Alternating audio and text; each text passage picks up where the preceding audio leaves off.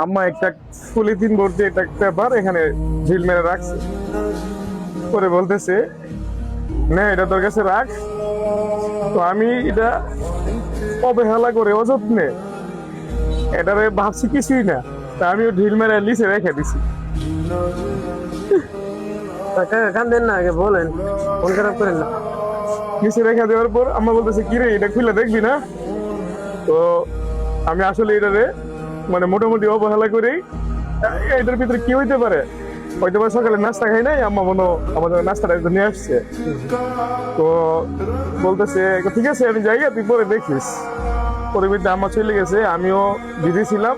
তো যখন আমি ফ্রি হই তখন এটা আমি নেই, নেওয়ার পরে তারপরে আমি বাসগুলো খুলি, খোলার পরে দেখি টাকানা দামের একটা পলিথিনের ভিতরে মোড়ানো মোড়ানো। তারপরে দেখি এটার ভিতরে তাই 30,000 টাকা।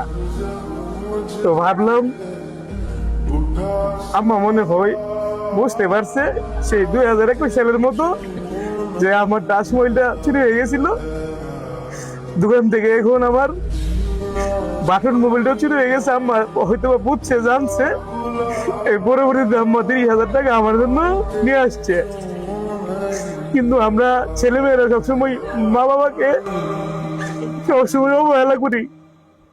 আমাদেরকে ওরা যেভাবে লালন পালন করে খাওয়াই, বড় করে, যত্ন করে, আদর করে, স্নেহ করে, মমতা দিয়ে পৃথিবীতে আগলে রাখে, কিন্তু আমরা সেইভাবে কান্দেন না কাকা। আমরা আমাদের বাবা মাকে সেইভাবে লালন পালন করতে পারি না, খাওয়াইতে পারি না, ভরণ পোষণ দিতে পারি না, ওষুধ পানি চিকিৎসা দিতে পারি না। কিন্তু আমাদের সকলেরই উচিত আমাদের মা বাবা আমাদেরকে যেভাবে লালন পালন করে তাদেরকে দেখভাল করে, টেক কেয়ার করে, খেয়াল করা। কিন্তু আমরা প্রতি মুহূর্তই আমাদের বাবা এবং আমাদের মাকে অবহেলা করি। এই যে আমিও অবহেলা করেছিলাম, কিন্তু আমার আম্মা আমার জন্য কত বড় গিফট নিয়ে আসছে। ছেলের মন খারাপ, কতগুলো টাকা নিয়ে আসছে। সে কাজে আসলে আমি স্পিচলেস, বাকরুদ্ধ, মুখ দিয়ে জবান দিয়ে আর বলার মতো আর কিন্তু বাসা নাই।